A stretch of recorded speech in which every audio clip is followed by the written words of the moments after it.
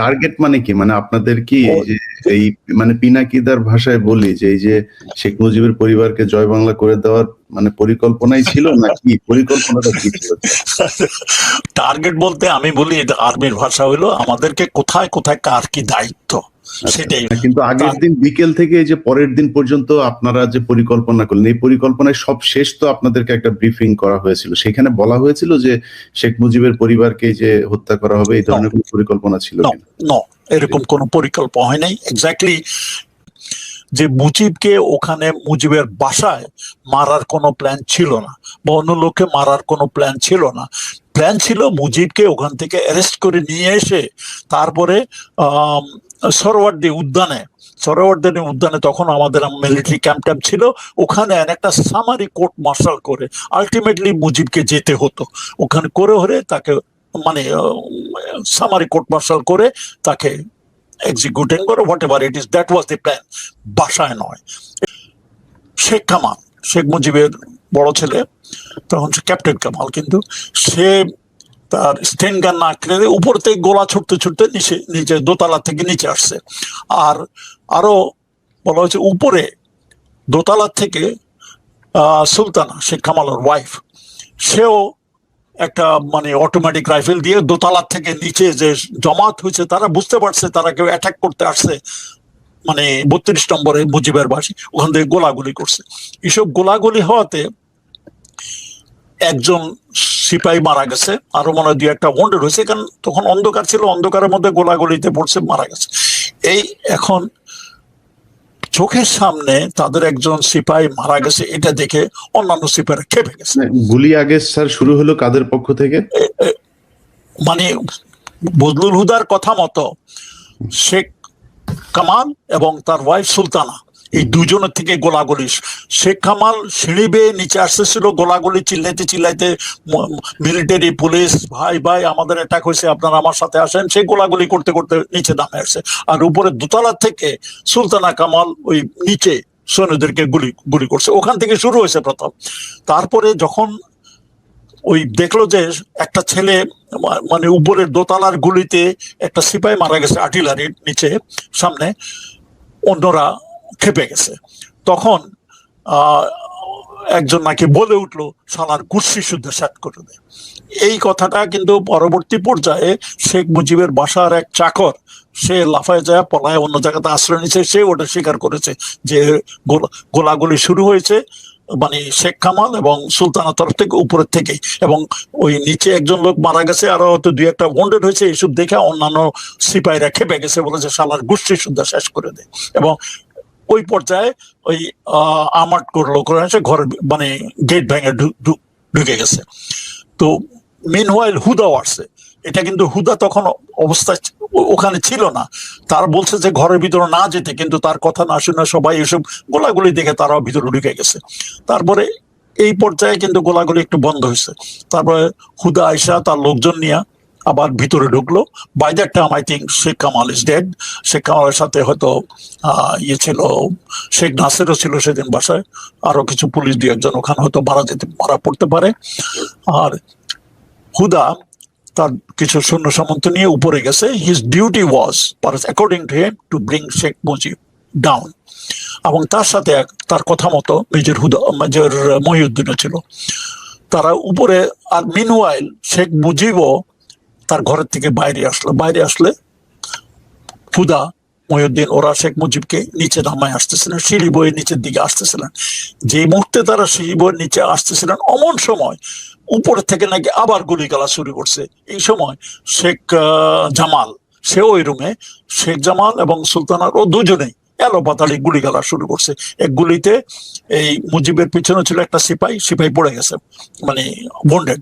আর গুলিগালা আওয়াজ শুনে মহিউদ্দিন এবং হুদা ওরা দুজনেই ডাক, শেখ মুজিব তখনও দাঁড়ানো ছিল, এবং তারা ডাক করে বেঁচে গেছে গোলাগুলি শুরু করতে। আর এই গোলাগুলির আওয়াজে গেটে দিয়ে বাই দ্যাট টাইম অন্যান্য লান্সারের লোকজন যারা আসছে তারাও মানে ঢুকে এসে একেবারে মানে পাগলের মতো হয়ে গেছে, তারা পাল্টা গুলি দিয়ে। এবং মুজিব উনি নিজে অনেক বড় লোক, লম্বা চড়া, আর গুলি ওই মুজিবের গায়ে লাগছে সবগুলো, নিচের থেকে গুলি করছেন, and he fell down and streaming blood. এই হলো মানে হুদার। এই যে আমরা ওই যে মুহিত সম্ভবত এই যে মামলার আসামি, সেই ব্যক্তির বক্তব্য শুনি যে রাসেল এসেছে, আমাকে বাঁচাও, সিনেমার মতো করে দৌড়ে এসেছে, তারপরে ওনার কোলে জড়িয়ে ধরেছে, উনি বলেছে না ওকে মেরো না। হ্যাঁ, তারপরে মানে এই যে সিনেমা নাটক, এগুলো কি হয়েছিল? ইলিয়াস, এটা নাটক। তুমি চিন্তা করো ওই পরিস্থিতিতে কোন একটা বাচ্চা তার মাকে ছেড়ে আসবে, বা মাওকে এরকম 10 বছরের 9 বছরের বাচ্চাকে ছেড়ে দেবে? না, তার কোল থেকে টেনে হেসড়ে নিয়ে আসা হয়েছে মুহিতের কাছে। এগুলা কাহিনী বানানো হয়েছে, কাহিনীকে একটা নাটকীয় মোড় দেওয়ার জন্য। এগুলো একটা মানে চিন্তা করার বিষয়। কিন্তু ঠিক আছে, তারা এক জায়গাতেই থাকে আর মাও কি ছেড়ে দেবে? না স্যার, বাট স্যার অত ছোট বাচ্চাদেরকে মারতে হলো কেন? মানে ওদেরকে কেন মারলো? এটা কেন সেটা আমি পরে আসতেছি।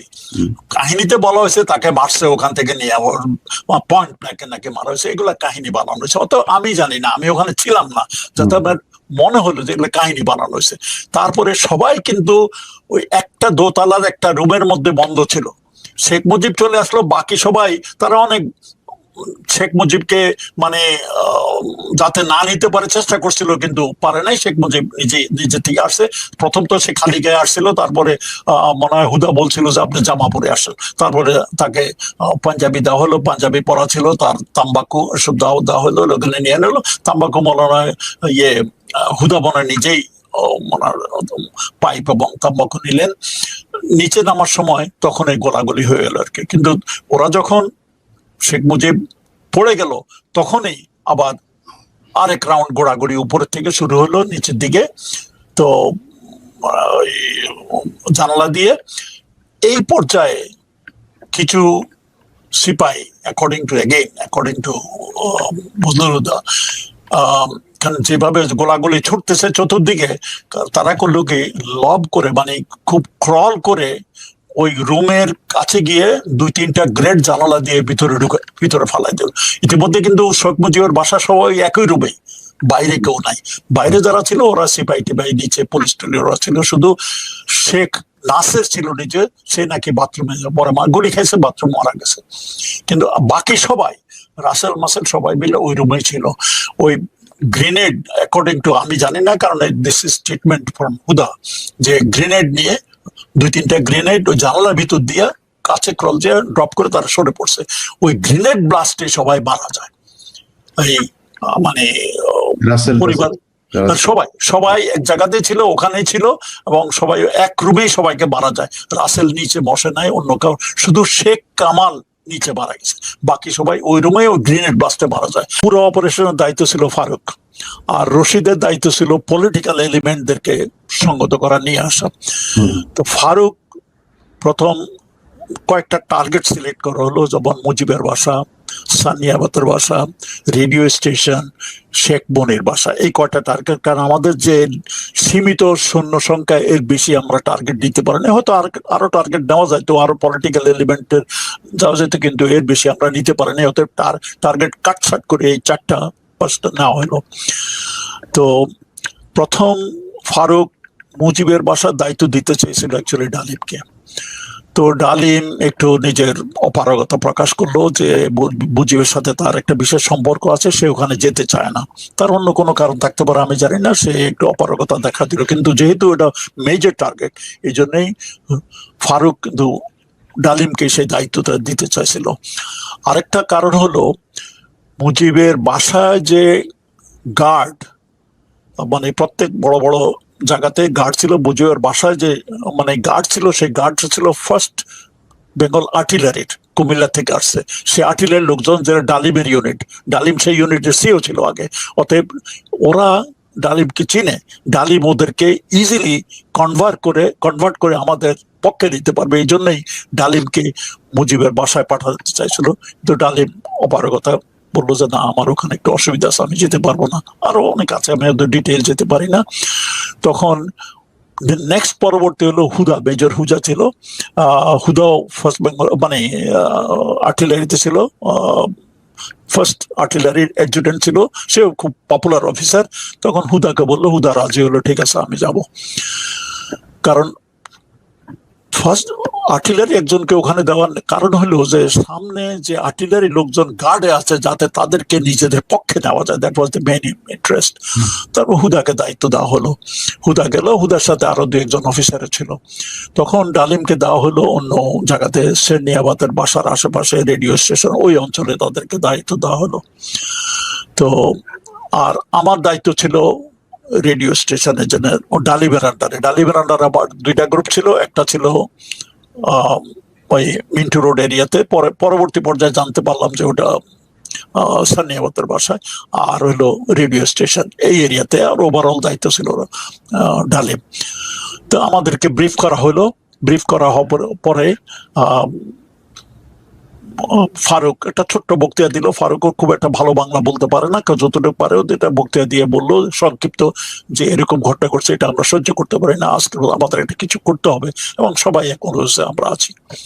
তারপরে সবাইকে হাতিয়ে টাতে দেওয়া হলো। আমার ইউনিফর্ম ছিল না, মেজর মহিউদ্দিন কোথা থেকে একটা ইউনিফর্ম এনে দিল, কাঁধে র্যাঙ্ক ছিল কিনা আমি জানি না, ওটা পড়লাম। তারপরে আমরা সব রেডি টেডি হয়ে, অনেক কাহিনী আছে, অত লম্বা চড়া কাহিনীতে আমি যেতে চাই না। তো আমার মনে হয় 4টার দিকে এমনি আমরা ওই এয়ারপোর্টে ঘন্টাখানিক আমরা সময়, 1 ঘন্টা 2 ঘন্টা সময় নষ্ট করেছি আমরা।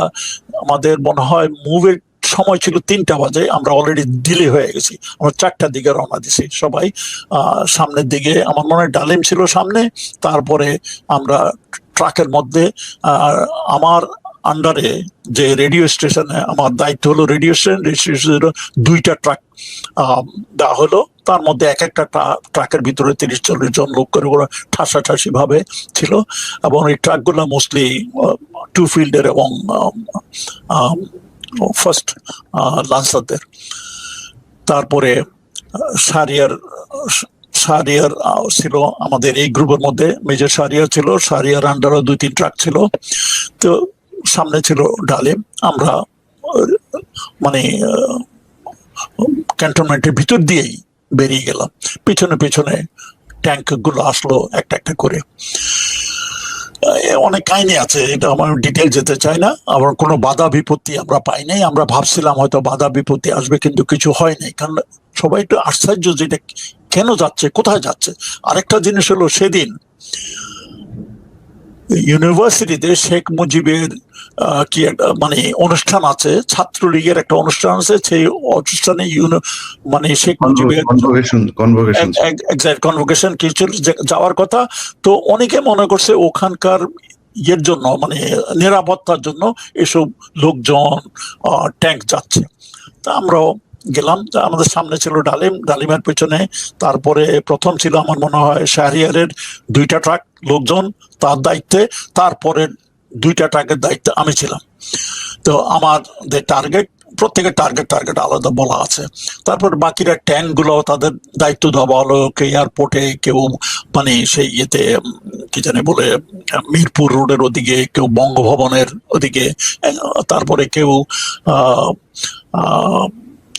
জয়দেবপুর রাস্তা, ওটা কি মানে এয়ারপোর্টের রাস্তার ওদিকে, ঢাকা ময়মনসিংহ রোড ওদিকে স্থাপন করা হলো। অত ডিটেল ওগুলো আমি তখন জানতাম না। আর শহরের বিভিন্ন মানে স্ট্র্যাটেজিক পজিশনে জন্য পাঠানো হলো, কিন্তু ট্যাঙ্ক পরে আসছে। আগে আমরাই ট্রাকে করে আমরা আগে যাচ্ছিলাম।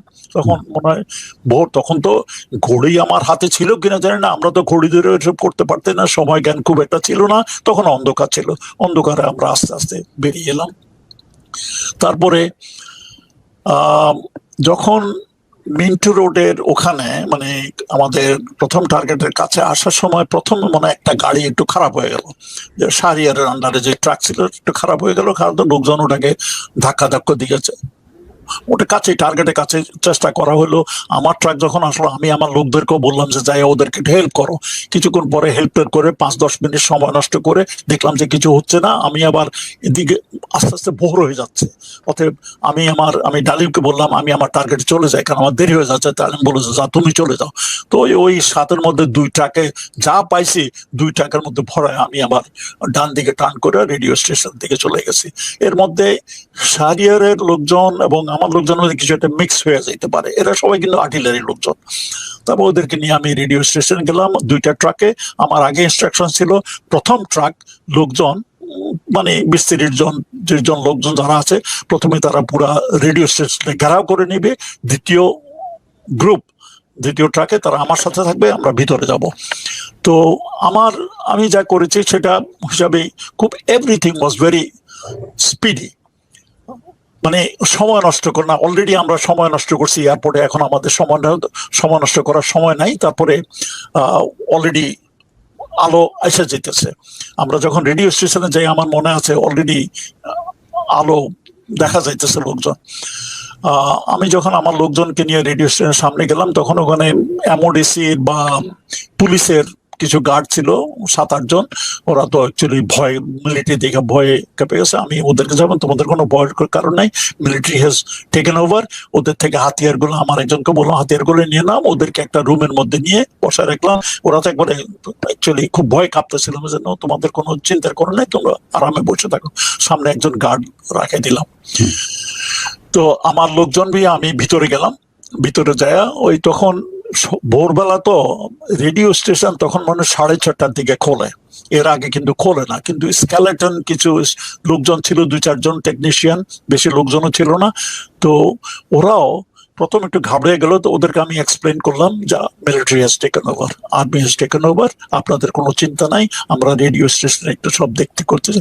ওরা দেখলাম যে সবাই খুব মানে হেল্পফুল, সবাই আমাকে কি কোথায় আছে দেখানোর জন্যই আমাকে আমি বললাম আমি রেডিও স্টেশন যাবো, যেখানে আমার দায়িত্ব হলো ওটা ভাষণ দেওয়ার জন্য রেডি করা। ওই রুমে আমাকে নিয়ে গেল, আর আমার একজন সুবিধা ছিল, ওদেরকে বললাম আপনি বিভিন্ন জায়গাতে লোকজন বসে রাখেন, কেউ যেন কোনো যন্ত্রপাতি ধ্বংস করার চেষ্টা না করে। তখন আমরা জানতাম না তো কে কি, কিন্তু সবাই ছিল আমাদের সহায়ক। কিন্তু তখনও বুঝতে পারি না যে হয়তো কিছু বিপরীত শক্তিও থাকতে পারে। আমার বললো সব জায়গায় লোক লাগাই দেন, কেউ যেন কোনো রকম ক্ষতি করতে চেষ্টা না করে। হয় না ইনশাল্লাহ। তারা আমি ওখানে গেলাম, চেক করতেছি ব্রডকাস্টিং এ সবকিছু ঠিকঠাক আছে কিনা, এবং যে একজন টেকনিশিয়ান ছিল ইয়াং, মানে হি ইজ ভেরি হেল্পফুল, সে দেখাই দিতেছিল। তো এমন এক পর্যায়ে আমার এক সুবিধার দৌড়ায় আসে, বললো যে স্যার রক্ষী বাহিনী। আমি তো একটু ঘাবড়াই গেলাম, কি বাবা রক্ষী বাহিনী আক্রমণ করলো নাকি? কারণ রক্ষী বাহিনী একটা ট্রাক যাইতেছিল, আমরা তাকে মানে ঘেরাও করে রেখে দিছি। ভালো করছো। আমি বাইরে আসলাম, বাইরে এসে দেখলাম যে রক্ষী বাহিনীর লোকের একটু ভীত সন্ত্রস্ত ছিল। তাদের মানে একটা অ্যাকচুয়ালি ট্রাক না, একটা হাফ ট্রাকের মতো, বাইরে মনে হয় মানে গোটা 15-20 লোক হবে, আর সামনে একজন সুবেদার সাহেবকে আমি নামতে বললাম। আমি ওকে বললাম, পরিচয় দিলাম যে army has taken over, everything is under army control, আপনারাও কিন্তু আমাদের সাথে আসেন। তো সে বললো যে স্যার আপনাদের সামনে ভয়, বললো যে আমরা সাথে আছি। তখন আমি বললাম যে আপনার লোকদেরকে বলেন হাতিয়ার গুলা গাড়িতে রেখে নিচে নামে আসতে। ওরা সবাই নিচে নামে আসলো। আমার হাবিলদার আরো আমার সাথে লোকজন আছে, তারাও এগুলা দেখাশোনা করলো।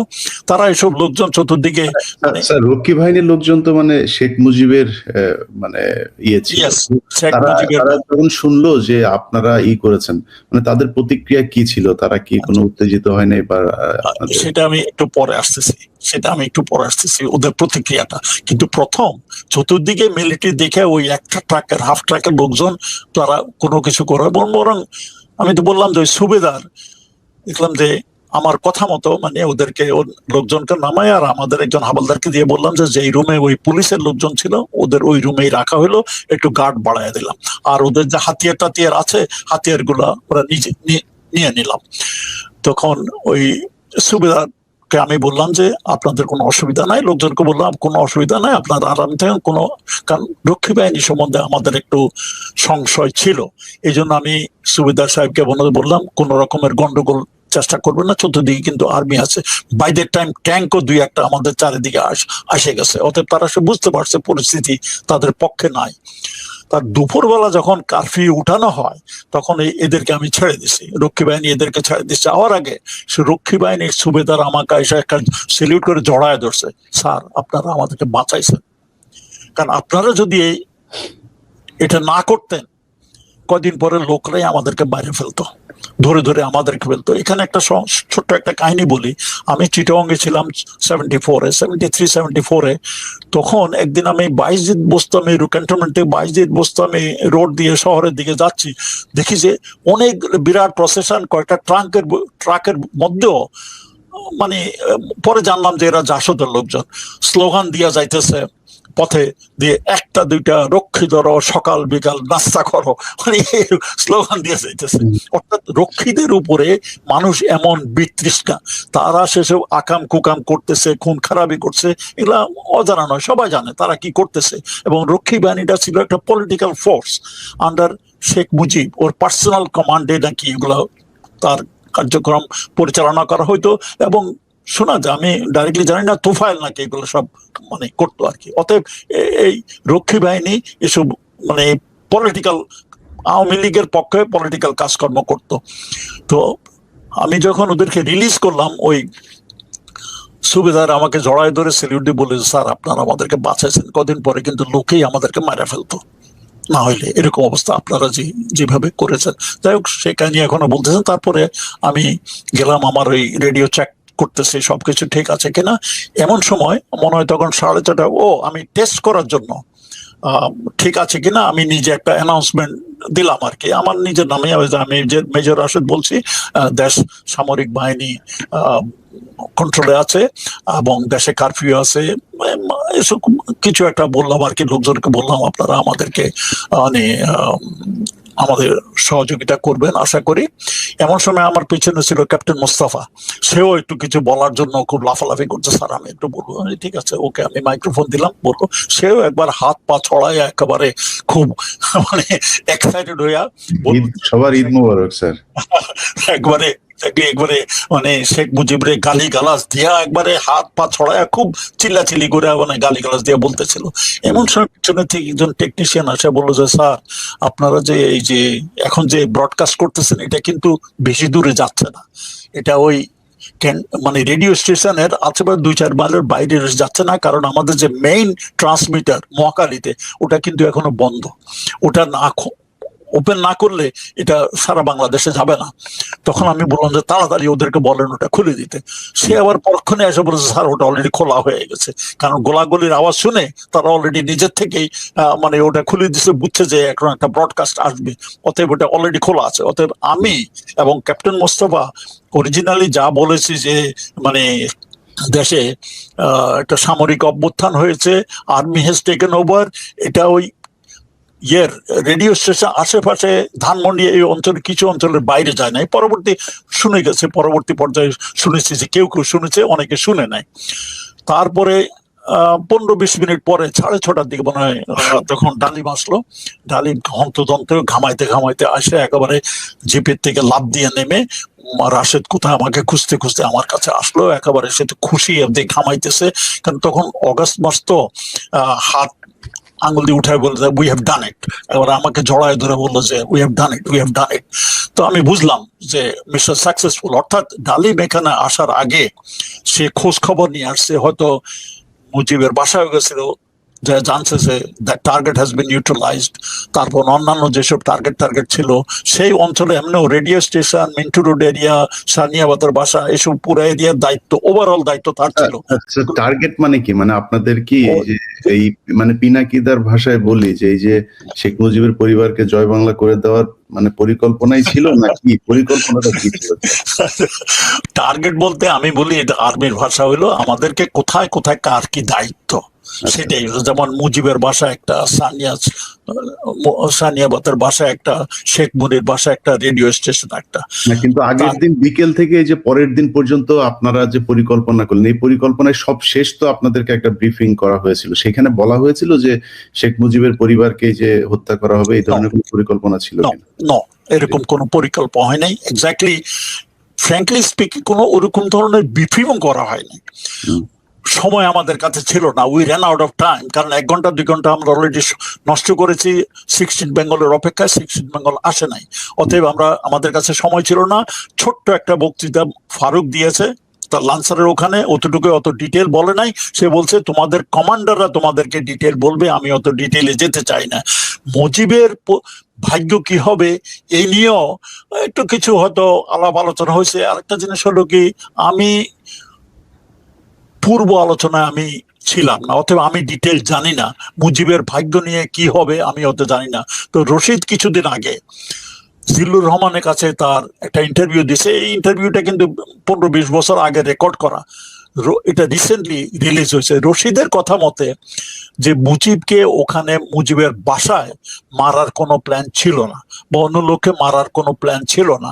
প্ল্যান ছিল মুজিবকে ওখান থেকে অ্যারেস্ট করে নিয়ে এসে তারপরে সরোয়ার্দী উদ্যানে তখন আমাদের মিলিটারি ক্যাম্প ছিল, ওখানে একটা সামারি কোর্ট মার্শাল করে আলটিমেটলি মুজিবকে যেতে হতো ওখানে, করে তাকে মানে সামারি কোর্ট মার্শাল করে তাকে এক্সিকিউটিং করে, what ever it is, that was the plan, বাসায় নয়। এটা হলো রশিদের কথা। এবং রশিদের কথা হলো রশিদ ফারুক কিন্তু অরিজিনাল প্ল্যানার, তারা ডিটেল জানে। অতএব রশিদ যদি এটা বলে থাকে এটাও সত্য হতে পারে। যাই হোক, আমার মনে হয় না মুজিবকে ওখানে মারার কোনো প্ল্যান ছিল, তবে জানতেন না ওই পর্যন্ত? তখনও জানতাম না, আর আমি ওখানে তো ছিলামই না। অতএব পরবর্তী পর্যায়ে জানতে পারছি যে কি ছিল। আর ওখানে ওই মেজর হুদা ছিল, মেজর হুদা একটা স্টেটমেন্ট দিয়েছে কর্নেল এম এ হামিদের কাছে, তার বইতে আছে। সেই বইয়ের মানে স্টেটমেন্টটা আমার এই বই যেটা আমি লিখেছি, দেখা যায় কিনা, মানে 1975 আগস্ট বিপ্লবে না বলার কথা রাশেদ চৌধুরী, এটা আমি বই লিখছি। এই বই থেকে আমি এই বইয়ের মধ্যে হুদার স্টেটমেন্ট আছে, আরো অনেক কিছু আছে। আমি যা কিছু বলছি এই বইয়ের মধ্যে সবকিছুই আছে। তো সেখানে সে উল্লেখ করেছে তার আন্ডারে মনে হয় গোটা 3 ট্রাক ছিল সৈন্য সামন্ত, মোস্টলি দেয়ার ফ্রম লান্সার্স, মানে ট্যাঙ্ক ইউনিটের লোকজন, মানে হুদার আন্ডারে। তারপরে হুদার সাথে আরো মনে হয় অফিসার ছিল, হয়তো একজনের দায়িত্ব ছিল ওই 32 নম্বরের মেন রোডের থেকে ব্যারিকেড করা 2 মাথায়, আর তার সাথে অন্যান্য অফিসার ছিল। তার কথা মতো যেটা সে বললো, আচ্ছা তার আগে আমি কিন্তু রেডিও স্টেশনের কথাটা একটু শেষ করি। তারপরে রেডিও স্টেশনে কিছু পরে ডালিম আসলো, আসলে আমার জিজ্ঞেস করে সব ঠিক আছে না, আমি everything is okay, everything is fine. Radio station আর একজন টেকনিশিয়ান ছিল, দে আর ভেরি হেল্পফুল, তারা আমাদেরকে সাহায্য করতেছে, কোথায় কি করতে, মানে সুইচ কোথায় কি করতে হবে বলছে। তো প্রথমেই ডালিম হ্যান্ডসেটটা নিয়ে একেবারে দাঁড়ানো অবস্থাতেই উত্তেজিত ভাবে বলা শুরু করলো যে দেশে একটা বিপ্লব হয়েছে, army has taken over the control, Sheikh Mujib, আমার মনে হয় শেখ মুজিবকে হত্যা করেছে, এটাও সে ব্যবহার করেছে, আর দেশে কারফিউ মার্শাল ল, লোকজনকে বলছে আপনারা আমাদের সাথে থাকুন, সহযোগিতা করুন, কেউ ঘর থেকে বাইর হবেন না। তো প্রথম এসব কথাটা একটু খাপছাড়া ছিল। তখন আমি বললাম যে স্যার, আমার মনে হয় এরকম ভাবে না বলে let's write it down, recorded, দেখে পড়ুন। তখন অনেক বলে ঠিক আছে তুমি একটু তাড়াতাড়ি লিখে দাও। তো আমি তখন একটা কাগজ কলম নিয়ে ওই যতটুকু পারলাম, এই একটা প্যারা, বেশি বড় না, এটা লিখে দিলাম, যেটা যা হয়েছে ঘটনা। তবে হত্যা শব্দটা আমি ব্যবহার করি নাই। তো ডালিম মনে হয় ওটা নিজের থেকে পরে বলেছে। আর যেসব সেই মানে ডালিমের স্টেটমেন্টই পরে রেকর্ড করা হয় এবং রেকর্ডটাই বারবার চলতে থাকে। মিনওয়াইল সরকার কবিরউদ্দিনকে সবাই চিনে, সরকার কবিরউদ্দিন আসলো, তার ডিউটি ছিল, সে আসলো তাড়াতাড়ি, তাকে এনে আমরা ওখানে বসে কমেন্ট্রি দেওয়ালাম। আর কি ডালিমের বক্তৃতার মাঝে মাঝে সে নিজের থেকে কমেন্ট্রি দিল, কারণ সরকার কবিরউদ্দিনের গলা সবাই চিনে। অতএব এই যে অ্যানাউন্সমেন্টটা যাচ্ছে এটা অথেন্টিক, এটাই বোঝানোর জন্য যে কারণ ডালিমকে লোকে চিনে না, রাশেদকে লোকে চেনে না, আমরা কি বলছি লোকে চিনে না, কিন্তু সরকার কবিরউদ্দিনকে লোকে চিনে, তার বক্তব্য লোকে জানে। এই জন্যই তাকে দিয়ে কমেন্ট্রি দিয়ে আমরা করতে এরকম এটা চলতে লাগলো। মানে ঘন্টাখানিক চলার পরে যখন খন্দকার মোশতাক আসলো, আসার পরে Khondaker Mushtaq stopped it, but by that time everybody is known. এটা হলো মানে রেডিও স্টেশনের কাহিনী। 8টা সাড়ে 8টার দিকে মনে হয় রশিদ খন্দকার মোশতাককে নিয়ে আসলো। খন্দকার মোশতাক সাদা পোশাকে, মানে প্রিন্স কোট পরে, সাদা টুপি পরে আসলো। খন্দকার মানে রশিদ তো বেশ লম্বা চড়া, 6 ফুটের উপরে লম্বা, আর খন্দকার মোশতাক একটু ছোট, মানে তার অর্ধেক। যাই হোক নিয়ে আসছে। তো মানে ডালিমা বা আমরা দুইজনে মিলে তাড়াতাড়ি একটা গার্ড অফ অনারের বন্দোবস্ত করলাম। আমাদের কাছে যা সৈন্য সামন্ত হাতের কাছে ছিল তা দিয়ে ওই রেডিও স্টেশনের সামনের ছোট চত্বরে একটা গার্ড অফ অনার দেওয়ার বন্দোবস্ত করলাম। After all he is the new president. তারপরে দিলাম, উনি মানে সবার সাথে হাত মিলালেন এবং বাংলায় ওখানে বললেন যে তোমরা মানে বিরাট একটা করেছো, তো দেশের সূর্য সন্তান, আমার সাপোর্ট করেছো, মানে সঙ্গে একটা মুক্তি উনি ভিতরে একটা রুমে ওনার জন্য তৈরি করা হলো, ওখানে চলে গেল। তারপরে থেকেই রেডিও স্টেশনটাই কিন্তু বাংলাদেশের নতুন সরকারের হেডকোয়ার্টার, ওখানে সবাই আসলো, ওখানে সবকিছু হলো। এখন মুজিবের বাসভবনে কি হলো, আমি ওখানে ছিলাম, আমি ছিলাম না, আমি অন্য জায়গায় ছিলাম না, এসব সব আমার পরবর্তী পর্যায়ে এসব কালেক্টেড কাহিনী। সেটা হলো ওই বদলুল হুদার স্টেটমেন্ট সে দিয়েছে আমার এই বইতে, সেটা আছে স্টেটমেন্টটা।